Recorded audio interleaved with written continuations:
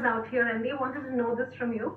Moving forward, what are the new learnings that students as aspiring hoteliers must take in terms of skills and traits? This is the best time to be in any institution, whether you are a student or whether you are faculty. So I'm a little bit jealous when I look at all of you being directors and the owners of these schools. And also I'm very jealous of the students, because the learning that is going to be coming out of this time is a learning of the century. I don't think so students can learn far much more, because pre-COVID, students have learned about all hospitality leaders, what they are, what are their values, what are their vision. And during COVID, a time of crisis, they have also seen that how everyone has reacted or everyone has acted during the crisis. So now if the students are able to do RCT, that is, R is rise up to the occasion. Second is correlate. And third is understand that time is very precious. I gave one Bloomberg interview in the month of November, year 2019. And in that interview, I was asked a question. And I said, Hindu mythology teaches us that time can change at any time. Understand, time can change at any time or at any moment. And for me, I would say time is the most important factor. So students, what they are doing is they have seen something. It's the best case studies. They have listened to the leaders, they have seen them acting before the crisis, they have seen them acting after the crisis or during the crisis, even if the crisis is not over. They have also seen how customers behave. That's the another part. And that is a learning that nobody can or could have given it to them. So that is something what students have to learn. Second is the faculty or the institutes, the way they have managed the students. Because the biggest stress, if anyone would be these aspiring students that, oh my God, this crisis has happened. So many people have lost their jobs, especially in India, which is the second biggest employer in the world for hospitality after China. That what would be our future? But what I see is that there are online classes, the students are quite calm, composed. So hats off to the institute, the teachers, the principal, and also to everybody who's giving them that kind of knowledge. So I think this is the best knowledge they will get. So that is my message to them. Right. Mr. Ori, of course, we are going to be moving in for a very important thing, of course, for your book launch, which is going to be happening very soon, and we would like to hear about that. But then before that, Mr. Ori, we would also like to hear your complete points on different certification programs that students currently are taking across the world. In fact, they're doing it, different platforms, and they're acquiring these certifications. How much important would these be when they're going ahead and considering being employed in different particular verticals? So I think it's getting recorded, and I'm not shy to put that on record. Until 2019, Labua used to employ in single hotel. Okay, we have not tried that in India, but we will try that now. It was a pilot project for a period of 3 years, 200 interns at any given time.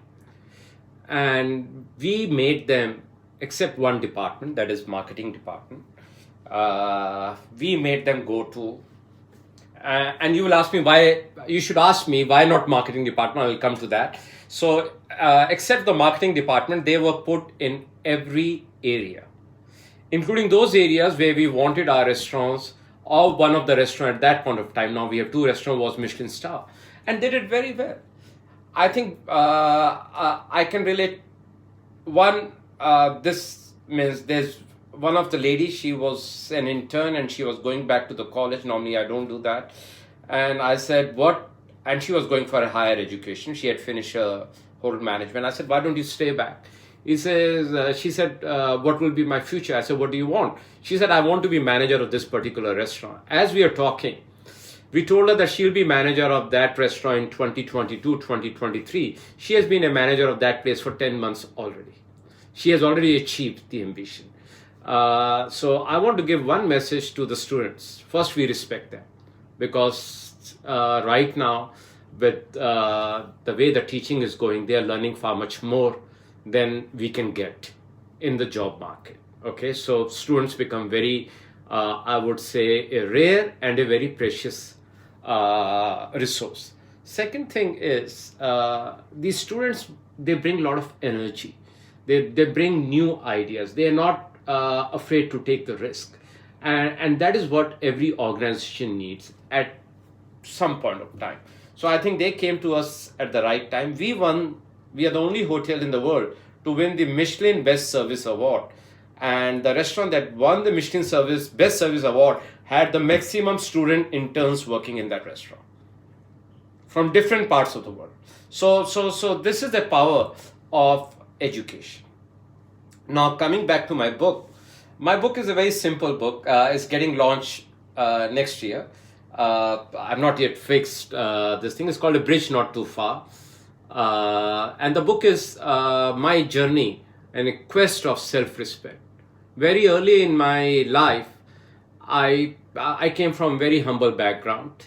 I still remember vividly that I was a 3-year-old child, and on this side of the road, we all were staying in one room, and just a small road, and across the road there were big bungalows. And we were always told, everybody on this side of the road was told never to cross the road. I took liberty to cross that road. That was a part one. Very early in my career, there was an incident which prompted me that at one point of time, we are going to create an organization where respect would be treated as two-way road. Not that you expect to be respected, you learn to give respect to the people. So the book is all about this. The book is not about Deepak Ohri. The book is about not for anyone working in hospitality industry. The book is about every person who wants to be an entrepreneur, who wants to achieve things in his life, who wants to be someone, because they are Fortune 500 companies.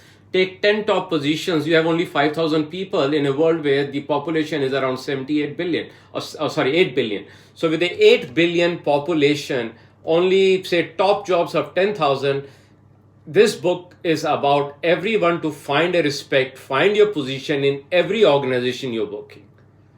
Okay, so this is what this book is all about, Sanchari. I think I've done justice to the time that was allocated to me.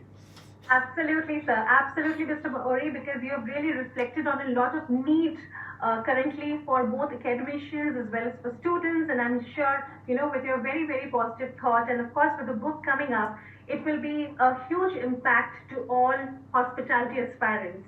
I have a final question for you, Sure. Mr. Ohri, if I may. Please. In fact, which has in fact come from one of our team members, basically from Chef Kark, who happens to be our culinary director, has put in a very, very interesting question for you, and that would be: Thailand is generally considered as a budget tourism destination. How did Lebois think of a top-end hotel in Bangkok with 2 Michelin-starred restaurants? Thank you, Mr. Kark. Very good question. Why we think about that is 2 reasons. One reason is, of course, the owners wanted something in luxury. Second reason was I always wanted to be in luxury. I always wanted to own a car.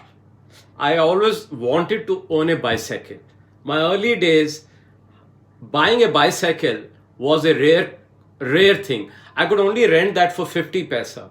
And that was a trade-off between whether I should eat a samosa for my Indian friends, or I should rent a bicycle for 1 hour. So all those things, whatever I've written in the book is everything that is real and is reflected. That if you think, it's a power of your thought. If you think that you want to achieve something, you can always achieve that.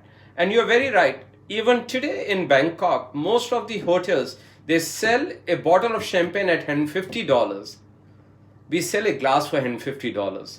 And we sell more champagne than whole of Singapore, including duty-free shops. Amazing. Thank you so much, Mr. Ori, for going ahead and patiently replying to all our questions. I'm sure, and I'm certain, there would be many such questions, and we'll be definitely getting an opportunity once again to have a call with you and definitely have you meet all our students and everybody here. We are very excited. Thank you so much for this power-packed session, sir, with some fantastic questions and answers. And now, without taking much of your time, I would like to invite our very, very endearing chairman and chief mentor, Dr. Bose, over here talking to you. Over to you, sir. Thank you. Very, very good session, power-packed, 8 minutes, and that's what Mr. Luxury Deepak Ori believes in. Everything you do in style, you do with talent, and do with luxury, and do with a lot of power. More power to you, Deepak, and it's such a proud moment for all of us in India. And whenever I go to Bangkok, we have got a campus in Bangkok, and whenever I pass Lebua, I really feel so proud. We need to meet. One of the best. We need to meet, and we'll be taking a lot of interns from your Bangkok campus soon. Of course, Thank you India so also. much. Thank you. Thank you. Take so care. much. Thank you. And Thank it was you. lovely to have you, and look forward to see you tomorrow. Congratulations in advance. Thank you, sir. so much Thank for you. being there. Thank you, everyone. Thank you very much. Thank you. Thank you. Thank you Thank so you. much, Mr. Thank Ori. you. Thank you. Thank you, sir. Sir. Thank you so much. Thank you. Bye bye. Thank you. Thank you. Thank you. All right, ladies and gentlemen, the